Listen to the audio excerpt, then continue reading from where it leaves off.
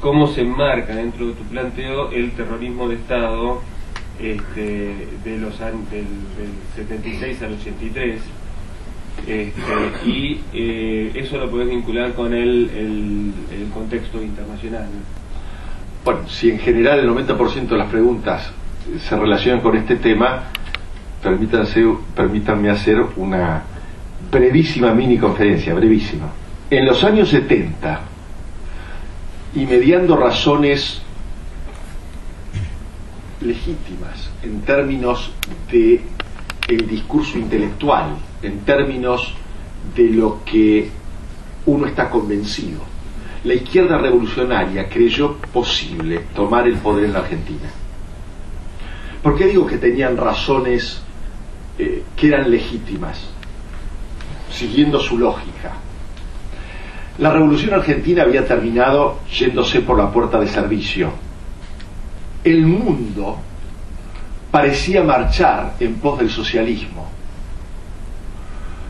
Salvador Allende había ganado las elecciones en Chile.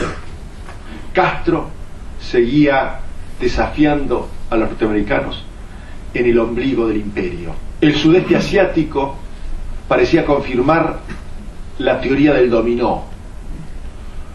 Luego de el triunfo de Mao, muchos años después, había caído Vietnam, Laos y Camboya en manos del comunismo. El viejo imperio ultramarino portugués también en África había cedido al influjo de los movimientos que respondían a el marxismo-leninismo, el frelismo, etc. Las Fuerzas Armadas argentinas habían sido derrotadas en toda la línea, y la izquierda creyó que estaban dadas las condiciones para aplicar aquí lo que había sucedido en Cuba. Había, insisto, motivos para que se equivocasen.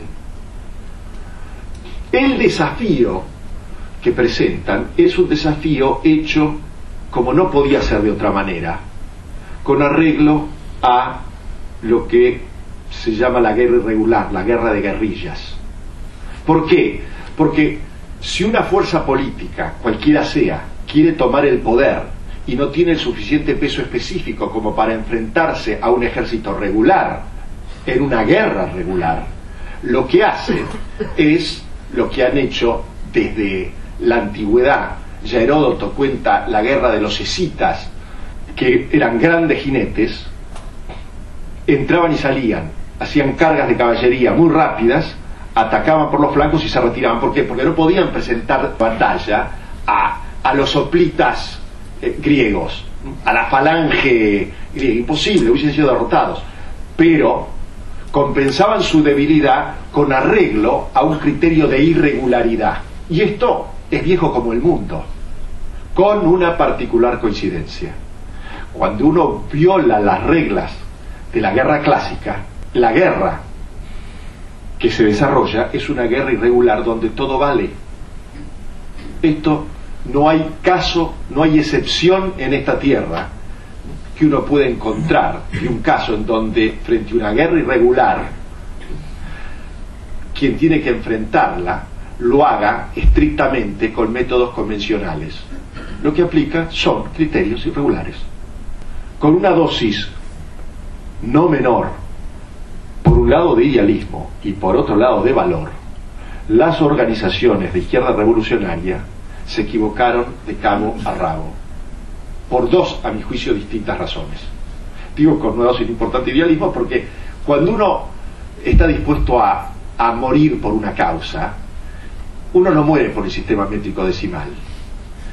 Morir por el mito del mesianismo proletario, morir por el mito del hombre nuevo socialista, demostró ser una realidad, y demostró ser una realidad durante décadas, de forma tal que había un idealismo genuino ahí. No estaban detrás de la plata, no estaban detrás de un cargo público, y se requería valor para pasar a la clandestinidad y jugarse la vida.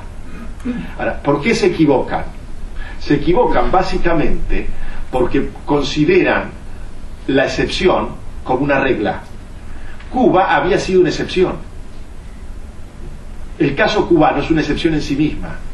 La teoría del foco guevarista triunfa en Cuba porque, insisto, Cuba es un caso atípico. No, fíjense que en ningún otro lugar de América Latina sucedió algo semejante. Quienes tienen que enfrentar esa amenaza y ese desafío son tres distintos gobiernos. El gobierno de la Revolución Argentina, que lo hace con arreglo al más estricto derecho. Les recomiendo vivamente el libro que acaba de aparecer de Tata Joffre, Volver a matar, en donde cuenta la historia de la decisión que toma el general Lanusse a instancias de Jacques Ferriot, y forman la Cámara Federal en lo penal y se atienen a derecho, y prácticamente en un momento en donde todavía la guerrilla no tenía la dimensión que tuvo después, pero de todas maneras ya era un desafío importante, logran éxitos resonantes. Llega la restauración de la democracia, y lo primero que hace la clase política es liberar a todos los dirigentes guerrilleros presos, a muchos de los cuales se habían comprobado un sinnúmero de crímenes. Le toca al mismo gobierno peronista dar cuenta del fenómeno, e Isabel intenta o busca o cavila respecto de la posibilidad de recrear esa cámara. Nadie la acepta, porque los jueces se habían tenido que exilar, porque habían sido calificados de enemigos desde el Estado, a uno lo mataron, nunca más eso iba a suceder en la Argentina. Y entonces lo que hace Perón, y más que Perón, López Rega, es determinar que a un enemigo irregular le va a contestar en términos irregulares. A mí siempre me ha causado, no sorpresa, porque entiendo el razonamiento ideológico detrás de esto. Yo intento estudiar estos fenómenos, por supuesto tengo mi opinión, pero es curioso, porque estos que utilizaron la violencia, que mataron, que pusieron bombas y demás, y que era lógico que lo hicieron, porque ese era el camino que suponían que de la boca del fusil iba a salir la nueva Argentina. Tiene toda una lógica. Tenían derecho a hacerlo, derecho en términos, la libertad de hacerlo. Ahora, el Estado tiene el mismo derecho de defenderse de la mejor manera posible. Y lo que hace López Rega es decir, ¿con quién los voy a correr? ¿Cómo los voy a combatir? Los voy a combatir de la misma manera. Y se crean grupos paraestatales que contestan, es decir, que revierten un dato fundamental. El terrorismo lo que crea es miedo, es pánico. Revierten ese proceso. ¿Cuándo los van a tomar? ¿De qué manera? ¿Dónde los van a matar? No saben. Cuenta Joffre que una de las guerrilleras le dice a un juez que dice, mire, usted estrictamente en derecho va a salir, dice, ustedes así no lo van a ganar nunca. ¿Qué dice Galimberti en su libro? Larraqui lo cuenta bien. Nosotros creíamos, es decir, quien creyese que con el Código Civil podían ganar la guerra se equivocaban. Hicieron lo que tenían para ganar. Entonces, la contestación a lo que llaman terrorismo de Estado es el último resorte que utiliza el Estado para ganar. Con arreglo a derecho no se pudo hacer, lo hicieron por sobre el derecho. ¿Por qué? Porque cuando suena el cañón, las leyes se acaban. ¿Significa esto justificarlo? No estoy justificando nada, estoy tratando de entender el fenómeno. Unos decidieron tomar el poder con arreglo a la guerra armada, a la lucha armada. Fue una forma que dio muchos resultados en muchas partes del mundo. La respuesta del Estado argentino fue, primero, combatámoslo con el derecho. Cuando el derecho demostró no servir, combatámoslo de la mejor manera posible en términos de eficiencia. ¿Cuál era? La que se hizo. Parece muy cínico lo que voy a decir, pero es un dato que hay que tener en cuenta.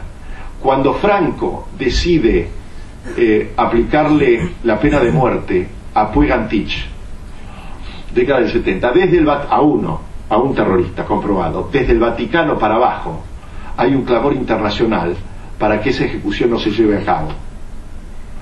Era lógico de la misma manera que hay que entender la lógica de la guerrilla, que el Estado argentino aplicase los criterios que convenían en términos de la eficiencia. ¿Para qué? Para ganar la guerra.